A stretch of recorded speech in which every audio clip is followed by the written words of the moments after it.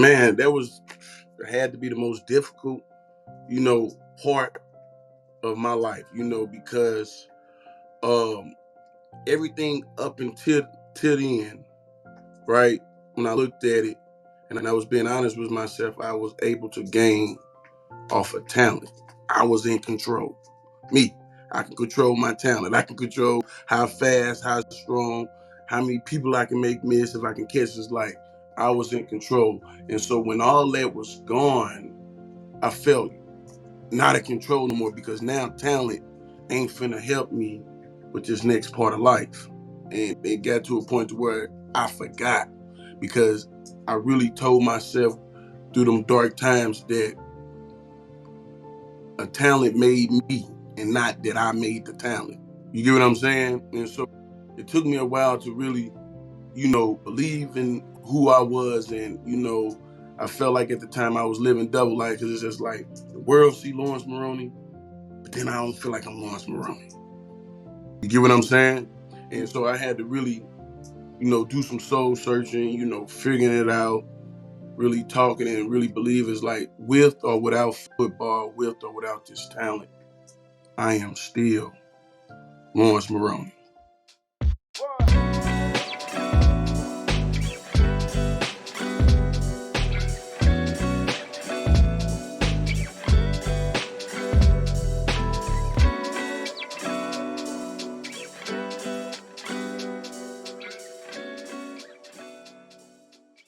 In many ways, life is the ultimate competition. It's you versus you, and it feels like you're racing against time. Sometimes you're trying to move as fast as you can, trying to run over every obstacle that stands in front of you. But sometimes you realize that life is more of a long game, that what you thought you were facing isn't what you were facing at all, that it's going to be a long play and you're going to need some strategy to get you from where you are to where you really were born to go. Today, I want to talk to somebody who has run over many obstacles in his journey from being a college star to an NFL star to now somebody who's making a powerful impact to the youth of our country. And this person is just somebody that it is an honor to talk to. So, right now, I'm going to introduce to you, but this is somebody that most of you have heard of before or watched on your television, Mr. Laurence Maroney. Welcome to Hope Rising. Thank you for having me. Absolutely, bro. So, somebody who's listening right now, watching right now, maybe they've never heard of you or don't know you. When you introduce yourself, who do you say that you are, and what do you say that you do? Oh man, that's a good one, man. Because it's like I took a long path, and I think it's no shortcut of introducing myself because it's just like you got to understand where I came from to understand my journey, to understand my story. So, my name once again, Laurence Maroney. For people that don't know me, I was born and raised in St. Louis. Um, Went to what I describe it as the real East Side High off Lean on Me, right? Just jokingly, but went to an underprivileged school, come from up in an underprivileged community. Um, Took all the things that I had, which was God-given talent and skills, drive, determination, and motivation, and invested into myself, believed into myself, and took sports and got a full ride scholarship to the University of Minnesota. With my windows of opportunity, I continue my success, keep grinding, and end up eventually becoming a first round draft pick to the New England Patriots. I was the first in my family, to even go that far. I was one of the few in my family to even make it to college. So did 5 years in the NFL, 2006, started my foundation because I wanted to give resources to the underprivileged community that I grew up in because I knew my journey was rough. And I'm pretty sure the kids that's coming after me is going to go through the same thing. And I knew the resources I had, we were lacking. And so I started my foundation to try to merge that burden and merge, bridge that gap of, bringing the resources to the community. So that's really me, who I am now.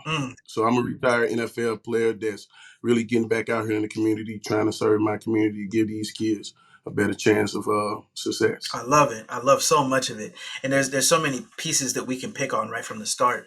So you tell this story as you describe it that you come from what some would call nothing, right? Like you come from what looks like disadvantage, but it sounds like there were some advantages to it for you, the way that you were raised and the way that you thought and you looked at things. How would you say that you benefited from your upbringing and from your family and all that? The biggest benefit, like I say, just me wanting more. You know what I'm saying? Like, if that's all I had, I probably would have been content, would have been fine with it, right? But I was always the person, I just wanted more. I wanted different. I wanted better because, we all watch TV. We all see that it is a better life out here. And so I really wanted to achieve that. And I really, to watch my mother, raise three kids, go to work, go to take me to practice. She invested so much time in it. I wanted different and more and better for her. And so that was really the drive to make me take this sport serious because I understood what a talent can do for a person. hmm And so you played, I know, three sports in high school, and I just was watching a video of you actually having your high school jersey retired. So take Yeah. us through that journey. I mean, when did you first know that you had enough talent, to go Division 1 and to do some of the things you did? Did you always know that you had that potential, or did you find that out during the journey? I think it was one of those I found out throughout the journey, but as any kid, that was always a dream. Always, like, I'm going to go to the NFL, whether you believed it or you just saying it because every other kid said it. So, I was doing that. And so I didn't even really play organized sports. Didn't know nothing about a boys and girls club or organized sports till I was 10. Wow. And so it's like once I jumped into that, started learning how to be a team, working as a team, just doing the organized sports is like, oh, I can do this. I was catching on quick, even though I never did it. But don't get me wrong, I played sports growing up in the neighborhood, basketball, baseball, just against each other, but never on a team scenario. So I just really just knew I was talented. It was just if coaches had the patience to mold this talent. I knew I was going to be good. I knew I was better than a lot of kids. I just, needed the opportunity. Mm. And so you got the opportunity, star in high school, then a major star in college. I won't mention, I'm from Ohio. So, I won't even Okay. say anything about your college, being an Ohio State fan, but no, I'm just kidding. So you were a real star at the University of Minnesota. And so how did that all shape you? That journey of like really walking into your greatness, like what did that do for you mentally, physically, spiritually, all of that? So mentally, it gave me that confidence that, like I say, I've been manifesting it since I was young. Like I knew I wanted, I knew I was gonna make it. So it just like really made me believe in myself that, whatever goals I set for myself, if I truly want them, I can achieve them. So mentally, I was there, and I think that's what really gave me the edge because from a talent standpoint, it was just as good, great of a talent than I am, and better coming out of St. Louis, playing the same position, But I knew back then as a kid that it had to be more than just talent. You know what I'm saying? It had to be more to the story. Like talent alone ain't getting people to the promised land because if it was, it'd be a lot of more people out of St. Louis that I seem to know that should have made it professional. And so for me, it was just really what else is it? Yeah, let's talk You know, about that. Let's stay there because I know that's some of what you're teaching your kids now, right? Your for actual sure. kids and then the kids in your program that you work with. What are those building blocks that a person needs? Because at the end of the day, talent's not enough. Your skill set when you first start things are not enough, no matter how gifted you are. What are those other building blocks that a person needs? I think the main one is really anybody you heard people say it 1,000 times is really beating the game mentally. Like that is key. You know what I'm saying? Like knowing, okay, yeah, I want to hang out, but now I gotta sacrifice hanging out because I need to train. I need to do this. Or I really want to go do that, but I need to so it's just like that's what's beating the game mentally to me is like, not skipping the practice, not hanging out, or not making bad decisions to jeopardize your chances. Like that's that's what matters. You know what I'm saying? Like because yeah, you're talented, but if talent can't be seen, how great is talent? Mm, come on. That's good. That's so good. Well, you were seen. Not only seen, but you ended up as a first round draft pick to the New England Patriots. And we're not just talking about like any Patriots team, but we're talking about like in the midst of a dynasty, the For Patriots, sure. right? And what was that like? That transition into the NFL, that the transition into the locker room, the vets that you played with. What was that like for you? It was difficult, honestly. You know what I'm saying? For me, per se, other people, it's different. It was difficult for me because um, to me, I was still a kid. You know what I'm saying? I'm still learning. I'm still a kid. To me, I looked at football as a sport for fun, not a job, because I never had a job. So everything, it was just like high school. I'm not really worrying about a job. Like, I'm doing this for fun. Even in college, I didn't need a job. I was doing this for fun, and so it's just really the the business side of making it to the NFL was difficult to grasp, because I'm just want to go in there, joke and play, have fun, do my job, and it was totally different. It's like, yeah, but no. You know what I'm saying? Because they running the business, so you got to operate different.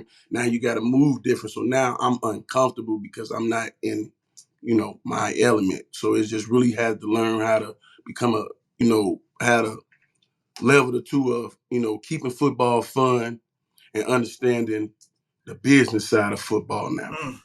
It's funny because I've heard so many athletes say that. And if you really think about it, there's a lot of people in the world in general who deal with that transition in a rough way.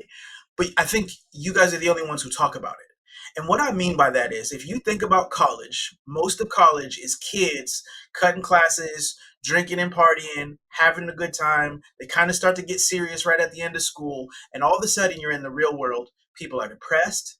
People are stressed out. People are For frustrated. sure. Nobody knows how to talk about it because nobody thinks you're supposed to. And you guys ain't supposed to talk about it either. We're just supposed to shut up and make money, right?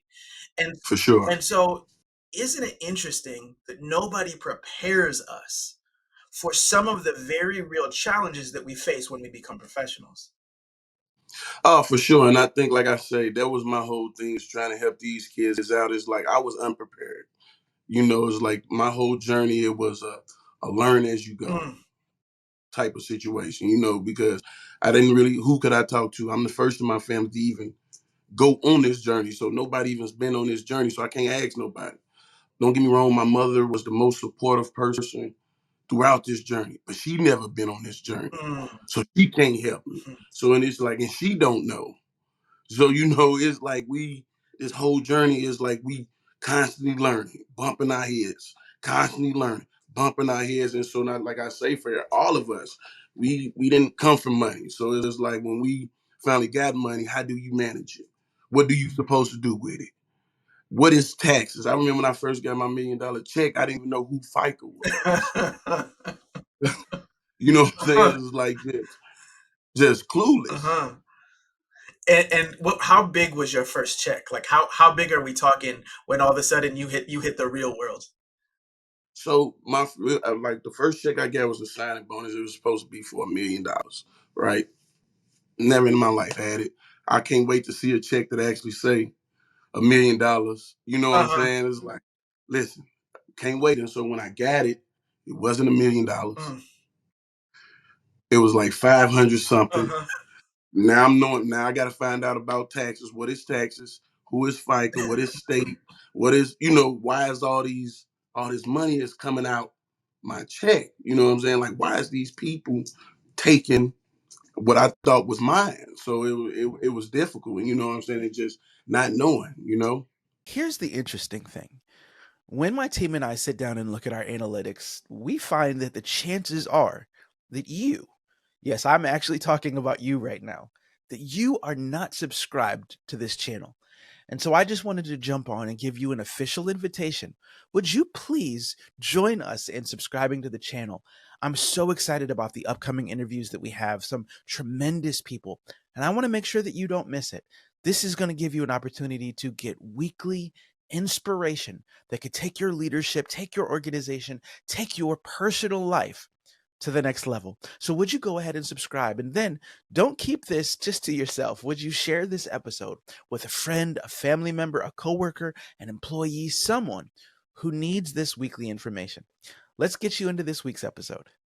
That's just crazy. And I guess at least the athletes now are at least getting a chance to experience what it looks like to have money while in college, which you went through school way too early. Let's be very clear, because you, with your talent, with the system of the NCAA today, you would have been in a much better situation.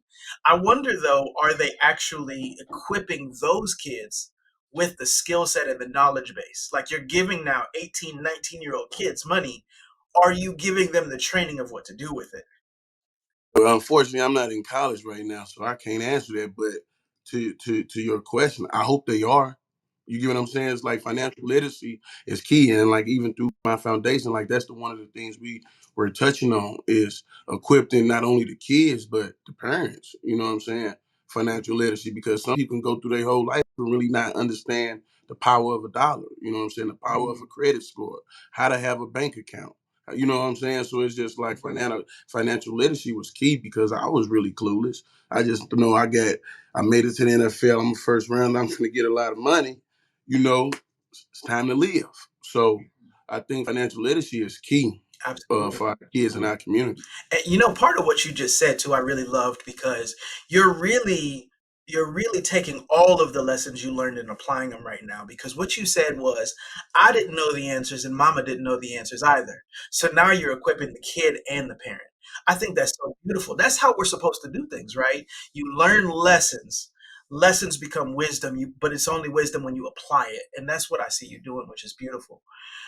And so, That's the only way. Listen, that's the only way the community gonna get better. You yeah. know what I'm saying? It's not for me to make it out the community and take the things that I learned and hold them in a bag and keep them with me. You know what I'm saying? My community will never get better. Mm, You know what I'm saying? So I think when we do, and the ones that do make it out the community, that do make it big, I think is should be within your natural right to want to come back and share the wealth. hmm You know, spread the knowledge, Absolutely. help the next family out, help the next kid out, help the next. You know, and that's the only way we're gonna see change in our community. Absolutely. When you were playing, did you ever feel the weight of responsibility for your community? And what I mean by that is, you have people back home who are depending on you, cheering for you, loving on you, friends, family, everybody else. Did you ever feel that weight to know, like, everybody's depending on me to keep winning, to keep getting better, or were you disconnected from that when you were actually playing in the NFL? No, I think I was head on with it. You know, because it's just like I always say, I had to grow up quick, even for, I'm 18, I go to college, I really want to hang out with my friends. So now I'm in Minnesota. So that's 3.5 years where, you feel like you miss with them. And then I go straight to getting drafted. So now I'm in New England. So it's just like now you're trying to come back, make up missed times. And now I'm a fresh 21 to where now I got money, now I got responsibilities. Now I'm trying to make sure my mother taken care of, make sure my brother and sister keep some money in their pocket. My closest friend that's been riding with me, oh, come on, continue to ride with me, make sure you get some money. You know what I'm saying? Then you got your friends back home that, whenever you get a chance, you trying to go back and party with them, and then you tell yourself, well, my journey has always showed me some type of uh, success, or to where it's like life was good for me. Life has been blessed. I didn't, so you try to get your friends to understand and feel this light, feel the shine, or what it feels like to, have. So, for me, I was just trying to take care of any and everybody, because it's like I didn't want to enjoy this by myself. hmm It's no fun if I'm the only person enjoying this success, this fame. So it's like I was trying to share it with everybody. That tells me so much about your heart, though, and in that you approach life that way. Because some people, when they get to that place in life, and you and I have both seen it now, the older you get, the more you see. Some people are only about their self. And the fact that you really cared so much about everybody else to want to bring them along, to give them those opportunities, that says a lot about you as a man. For sure, it for sure. I definitely have a good heart. That's just always been me. I think my heart was in the right place. I think just the knowing of going about it was wrong. And like if I can, now, just looking at it now, it's like, yeah, I would have did things differently, or way differently. You know what I'm saying? I think for me, it was just Heart was in the right place, just didn't truly know how to do what I wanted to do. I was trying to do for everybody. Hmm. And the beautiful thing is the journey is not over yet. Maybe just that chapter of the journey, right? For sure. And so you get to the NFL, and literally, during your career, especially with your time at the Patriots, you literally played with what many people consider to be the greatest quarterback of all time, what many people to be the first or second greatest wide receiver of all time. I mean, literally, you were just surrounded by stars. Another running back in the backfield who is an all time great. Two, Tell me two different ones. That's true. two, That's true. three, That's true. three, four. We definitely I had a I stable, forgot but about Fred Taylor. Yeah. we Yes. had a stable. Yes. We had a stable. Unbelievable.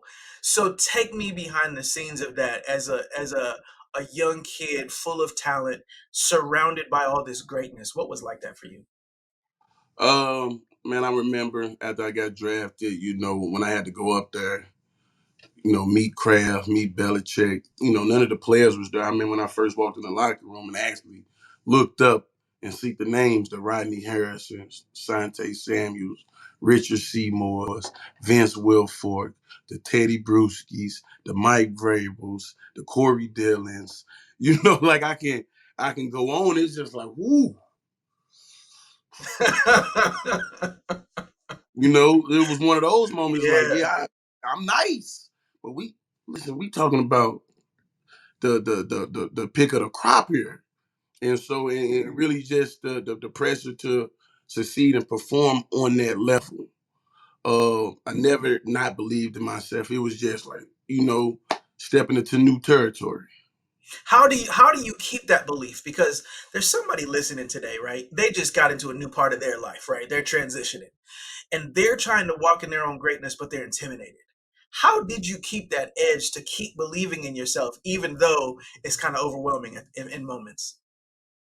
All because at the end of the day, I bet it on self. And the only reason that I'm even here looking at this locker room, being next to these people, because I bet it on self. Self got me here. So it's like, I'm not here by chance, or I'm not here by luck. I'm here because I'm supposed to be here. Oh, I And love that. so that was my motivation. It was just, now let me just prove to them that I belong to be here. Mm. That goes back to, one of the things that I think is terrible that people get taught is everybody will tell you fake it till you make it, right? Well, problem with that is you fake it, you make it, and then by the time you make it, you don't believe in yourself because you've been faking it the whole time. And what you're talking about is having a real belief in yourself, saying, I know who I am, I know what I'm capable of. Now maybe you don't know, but you'll find out because I'm going to stay consistent. And there's so much to be said for that. And I'm sure that's one of those core pillars again that you are giving back and teaching now. And so, I read an article, I think it came out last year, and you talked about how when your career ended, it was so sudden that you felt like you had so much more to give. How did you handle that transition and in terms of trying to figure out, your lot in life, your purpose, and how you were meant to really make a difference moving forward? Man, that had to be the most difficult, you know, part of my life, because um everything up until till the end, right? When I looked at it and I was being honest with myself, I was able to gain off of talent. I was in control. Me. I can control my talent. I can control how fast, how strong, how many people I can make miss if I can catch. It's like I was in control. And so when all that was gone, I felt not in control no more because now talent ain't finna help me with this next part of life. And so it was really like, man, all I did was use the talent up until now. So it's like, what else about me that I can do? Because running ain't finna get me paid no more. Catching the football, blocking, breaking tackles. So it's like, now, what's next? And I think I didn't really have a lot of the right people around me either, to help me figure it out. It was cool when it was good. It was good when it was good. But then when it wasn't good and you're watching everybody depart the ship, jump the ship, and you see the ship leaking, and you trying to walk around and patch it up, and you watching everybody just disappear. Now, nope. So going through it on my own, figuring it out. Like I say, mother was always there, family was always there, supportive, but they never even been on this journey. So how can they even help me out this situation? Family was there to do their best, but it's like I'm in the blind, and it took me a minute, man. I was talking about in a deep hole for years, like just trying to really get back to solid level ground and trying to really believe in myself and trying to remember who I am. And it got to a point to where I forgot because I really told myself through them dark times that a talent made me and not that I made the talent. Ooh, that's good. You get what I'm saying? Yeah. And so it took me a while to really, believe in who I was. And, I felt like at the time I was living double life because it's just like the world see Laurence Maroney, but then I don't feel like I'm Laurence Maroney. Mm. You get what I'm saying? And so I had to really, do some soul searching, figuring it out, really talking and really believe it's like with or without football, with or without this talent, I am still Laurence Maroney. Mm. I think that so much of that is a matter of learning what I call your God-given identity, right? There's you the way the world sees you, and that's just a set of attributes that people know you to do. And then there's this other thing where when life gets tough, you learn who you really are. You learn the stuff that you never wanted to learn about yourself because it's tragedies and heartbreaks that bring stuff out of you you didn't For see sure. coming. So my question is, what have you learned about you during this transition in the last several years of your life? What have you learned about who the real you is? Man, the main thing I learned through it all that no matter what, long as I believe in self, I can accomplish anything. Long as I can put my mind to it, I can grind and get it. And that really is where it's taken me as far as my business, as far as my foundation. Is just like I knew it wasn't gonna be easy. And I thought with coming from where I came from, then making it to the top and falling, I don't think too many people could have withstood that pressure. You know what I'm saying? I feel like, I got broad shoulders for a reason. You know what I'm saying? The guy made me so I could handle that pressure, and I was really not took it. You know what I'm saying? Because I knew I was a diamond. You know what I'm saying? It was like through all that pressure, I was still able to make it out. Still, mentally, I went through some things and, still be dealing with things, but mentally, I'm still here. I'm still fighting for the good fight. And I'm still trying to serve my community. Cut. Okay, that's a wrap. Hey, what's up, everybody? It's your boy, Jody Eric Matthews, the director of King of the Block. And I just want to say, if it's Monday, I'm watching Hope Rising with Maurice Martin. What's interesting too is the way you described it was, as your career ended, your skills, your talents, your abilities, like now you can't play off of them. The truth is you had a whole bunch of other skills, talents, and abilities that you just didn't even maybe notice you had, right? One thing I never played running back, so I can't speak to it. I just know what I hear people say. And they say in order to be a great running back, you have to have vision. In order to build a great organization, you have to have vision, and you got to be tough enough to run over some things standing in your way. So it's like some of your buildup, some of your makeup as a running back is exactly what you needed to do what you're doing. So can you tell the listeners and the viewers a little bit about your nonprofit? And if you want to speak about your business as well, what is it now that you're really focused on, and what are those core principles behind that nonprofit? So my nonprofit, we reestablished it in 2023. Me and my beautiful partner. She was really the biggest support system backbone because she believed in me, right? Um, and to where it was, yeah, I was on solid ground, right? I was cool. I was back. All right. And it was just like I was just gonna raise kids and go on with life as it is. But when you got that strong black woman that's constantly in your ear, no, you just sitting around. It's more for you to do. It's more for you to do. And and I think she probably beat this into my head for about 2 years straight. And I'm like, hey, babe, we straight, we living good, we all right. She was like, no, it's more, it's more. And so it was one of them things, as I related it back when I was a running back, when the coach saw something in me and put me at running back. I never played running back until high school. That wasn't a position I grew up playing. So I never seen me at running back, but the coach did, and it worked. And so I say that to say she seen more in me. So I believed in her and really got back out here in the community, revamped my foundation to do what I originally planned on doing for my community in the first place. So with the foundation, we focus on mental health just because that was a big part of the journey with me. And I think honestly that was something that we never really talked about as a community. And I think now that it is getting more to light, I want to help shed light on mental health, especially in athletes, but for people, period. And so we focus on that. Like I say, we focus on financial literacy because that was a big part of my journey, not knowing and want to get the kids prepared. We actually doing the NFL flag football league, in our community to, get these kids out here because, through all that COVID, this new generation of kids just do not go outside. You know what I'm saying? But just really just getting out here and trying to be that change, trying to be that person that I wished if I was grown when I grew up in the community that I didn't. And so just trying to be that voice, trying to be that bridge. I don't know if you've connected these dots before, but I want you to notice that you started your organization and then you had to become the version of you that you needed as a kid so that you could take the organization to the next level. You actually had to become him.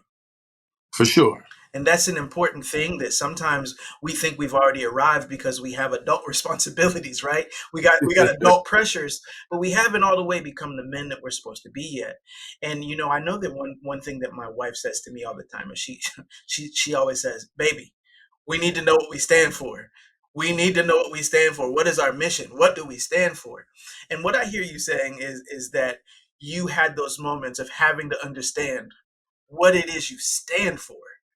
I think that's Indeed. really important. So you said mental health, and I'm a mental health professional. I'm a coach and a counselor, and so I was actually a professional musician, and I won some awards and had national TV deals and all that stuff.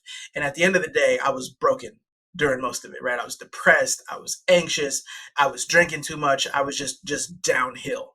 And once my music career fell apart, I really didn't know who I was, what I wanted to do, what I was capable of. And so I can really resonate with most of what you're saying. When you speak to these kids about mental health, you're really having to become countercultural because our culture tells us we don't talk about this. You shouldn't go there. You don't need to talk about that out loud. Just stand up, pull yourself up by your bootstraps and get past it. How do you make it okay for these kids to know that it's okay to check on themselves? Because that is a hard thing for us to teach at times. Well, just one, putting my story out there, showing them, listen, however tough you think I am, is like that's what got me through my darkest times. I couldn't have did it by myself, and at the end of the day, and I'll be honest with them, like mental health is not something that's, oh, we do this and it's cured, it's gone. It's more so of helping you how to deal with things, how to cope with situations, how to de-stress yourself. It's never you're never gonna get over it. It's just learning how to live and deal with it. And when these certain things arise, so because like even with depression, it's like it ain't gone. I still have my moments, but I know how to respond to these moments. And so just letting them know it's okay not to be okay. It's okay to, to talk to people. And when you really talk, you'll realize that there's other people that's feeling like you, because the thing is, we don't all have the answers. But you might can talk to somebody that might can talk to somebody that can talk to somebody that can find the answer for you. And so that was the whole reason for my event, was bringing these resources in for the community, because I know the resources be trying to figure out how do we get into these communities. And the community is like, how do we get these resources? So for me, it's building that bridge because I still be looking for the resources. So that's me saying, hey, I'm gonna do this event because I'm still looking for the resources in the process. If I find them, I'm gonna share them with my community because we all need it. That's the only way we'll get better. That information you're sharing is so critical. So many people, they talk about a journey like you hit a point and then the journey's over, like you made it and you figured it out. And what you're saying is the real truth of what really happens, which is we're still works in progress. Bad days still happen. Some days I still need to lean on somebody way more than I would like to, because this is not a sprint. This is a marathon, right? This is a long journey. And so when you bring these message to these kids and to the parents and to the community, how does that help you understand your purpose? Like when you bring these messages and you hear the stories that come back to you, how does that connect you with your life purpose and why you're here? Well, because it's always that reach one, teach one feel for me. Like I'm gonna do all this, and if I can change one life, one child, one family, man, that's I feel great about myself because I tell my lady, my partner, my legacy, I don't want it to be defined about like my talents, my college career, my professional, my high school is really to me should be about what did I do to help my community? What did I do to help the next person? Like define me by that, not by a talent, but how do I help others? You know, and that's the thing. It was like I just want to help others the way that I needed help coming up to, to give them the best chance of success. And I'm not saying, hey, I got the miracle success story or the book for success that's going to guarantee you, but I there and guarantee you that I can give you the best chance of reaching it. Sure. Well, I think you have a book and a success story because, somebody needs to read your book and somebody needs to hear your story because your story resonates deeply with them, right? Somebody needs to hear my story because your story ain't my story ain't your story. We don't come from the same place. We haven't done the same things, but we both are miracle stories. We both had to come over something. We both are going through something.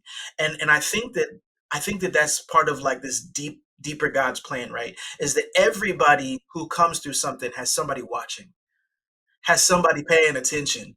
And when you realize all these people are looking at you, you're either going to crumble because, oh my God, everybody's judging me, or you go, wow, everybody's watching. I can affect change. That's what I see you doing right now. There was an interview I watched of you. It was from several years ago. And it was just like, you having to almost having to defend yourself to like a lot of your choices when you were younger and your lifestyle and how you did things and who you were around, and people are will just come at you with all this judgment. But what would you do if you were 21 years old, 22 years old, became a millionaire, all your friends weren't into the best things, but those your friends and your family members and all that? It's easy to judge. But most of us were falling, we just didn't have cameras on. We were screwing up, we just didn't have the same exposure, and nobody wants to talk about that. So as you reflect on your life, it sounds like you believe right now you're building the legacy you were meant to build, not only in the community, but also in your home. Could you speak a little bit about fatherhood and how important fatherhood is to you? That was the best thing that probably could have happened to me. It gave me another purpose. Because like I say, I got to a low point to where start thinking selfishly. Oh man, I don't have a purpose here on life. What's the point? I can't do this, can't do that. You hear all the people talking about you. You really want to try to fight them all, but you'll be fighting to the end of time. Then what would happen if people don't want to fight? You looking at the outcome. It's just like it was just so much. It's just, but them kids and women, and I started thinking about it, it's like, you know what? It ain't about me. Living this life that I had that I wanted to live is giving my kids a better life. You know what I'm saying? Being here to show them different so I can show them, hey, I can get us there, but these are the mistakes that we can't make because I made them. Let my life and my lessons and my because I don't call them losses. FYI, I call them lessons. Let my lessons guide you to do something better, to really try to change generational wealth. So I want to be able to, leave something for my kids. And I remember growing up, we used to laugh at silver spoons. Oh, there's a silver spoon. No, I want my son to have a gold. I want my kids to have a platinum Talk one. that I talk. do. You know what I'm saying? Like I do, you know what I'm saying? And we can't we can't achieve these doing the same thing. You know what I'm saying? But expecting a different result. You know what I'm saying? We can't constantly keep doing this, and say, oh, the same thing's happening to me, but I want different. But you steady going in these same places, steady hanging with these same people, steady moving the same way. But I'm trying to be better, but you're not. You know what I'm saying? So it's like one side really had to take myself out them elements. And it's like, listen, I still have love for all my friends, all my family. But hey, I want better. I want something different. And the only way I'm gonna do it is I surround myself surround myself with like-minded people as me that's doing what I'm doing, that's trying to be better. And so um that's what it's about. And like I say, my kids, they changed. So because it's like I want more for them. You know what I'm saying? And I want to be able to leave them something. I want to be them to know when my time clock is punched that they gonna be okay. That they not just finna go in the world and deal with the same struggles and be blinded by the same things I was. As I sit in front of the man who's staring back at me, the things that you are leaving for every kid that you're pouring into right now go so far beyond the monetary resources that maybe you gained with contracts. The man of integrity that you are, the man of strength that you are, the man that you are is showing a whole bunch of kids who have never seen anything like it what they can do and what they can overcome. And it shows a person like me the same thing. So I've really appreciated this conversation. And I appreciate you having it with me. Absolutely. So, if somebody wants to support your organization, they want to maybe they want to give money, they want to donate to it, anything like that. What is the best way for somebody to connect with you and connect with your organization? LM39Foundation.com. That's the website. LM39 Foundation on Instagram and the LM39 Foundation on Facebook. They can follow both them pages, go to their website, and you can keep up with all the events we got going on, and you can donate if you would like. Yeah, and just keep up with us and what we have going on. Awesome. Two questions for you, then I'm gonna let you go. The first question is: you've done a whole bunch of interviews. What's something that nobody asks you that you wish they would? I guess it's a simple one, man. And I don't be, we talk and I tell people, but I don't think nobody never asks like, how you doing? So, how are you doing? Better, talking always, allows you to release, emotion, stress, things of that nature. But honestly, definitely mentally in a better space. Like you say, it's a marathon, so we working on it every day. I'm working on me every day. I always tell my kid, let's always be better than we was the day before. That's it. We ain't got to try to do much, but let's just be better tomorrow than we is today. And so we just take it one day at a time, one step at a time. But I'm okay. I'm good.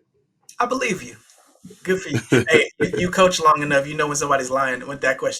I'm good, and they're really saying, "Shut up and leave me alone. Turn around." Right? No, you know what? Because you just said that, I will make sure I make a practice of actually emailing you and checking on you. How about that?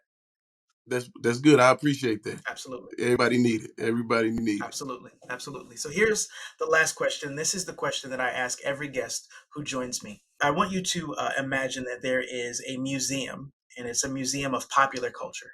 All right. It's 100 years from now.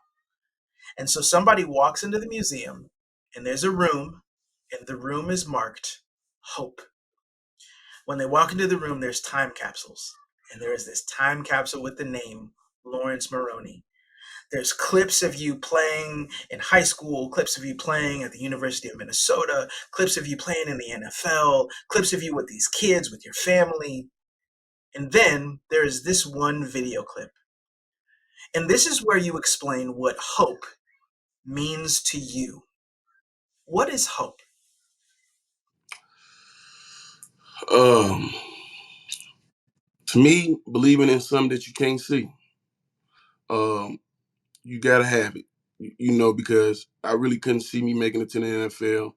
I couldn't really see me making $1 million, but I believe I had hope that I can, one day reach these goals. And, one day I can make it to college. One day I can be the son that gets my mother out the hood. I can be that brother that helps my sister and brother out. I can be that best friends that put my friends in a better situation. You know, it's like I didn't see it. I couldn't see it mentally, but I believed and I always had hope. So to me, it's just believing in the things that you really can't see. That's beautiful. Believing in things that you can't see. And one of the things that you couldn't see when your life seemed to fall apart was this great man that was already in there just waiting to be birthed. And so congratulations for I becoming him, appreciate bro. you. It's a beautiful thing. I appreciate you. I Absolutely. appreciate it. Absolutely. Well, if you have been watching, if you've been listening today, I hope that what you took out of this story was that life, sometimes we think life just happens in like one big chapter, right? It's like the great story of your life, this big accomplishment. And what we miss is that there's more than one beautiful chapter in a life. You got one great chapter where you do some great things, and then you emerge into the next beautiful chapter to do the next great thing. You just got to get out of your head, get out of your way, and embrace the power of the opportunity that's right in front of you. And I hope that you guys will do just that and embrace this opportunity. Also, will you embrace the opportunity to subscribe to this channel, to like this video, to leave a comment with whatever your takeaways were from this amazing experience? So, Laurence, again, I thank you so much for joining me. I thank you, Thanks everybody. for having Absolutely. I thank you, everybody, for listening and for watching today. And I will look forward to seeing you all next week on Hope Rising, where the unfulfilled go for fulfillment and the uninspired go for a dose of inspiration. We'll see you soon.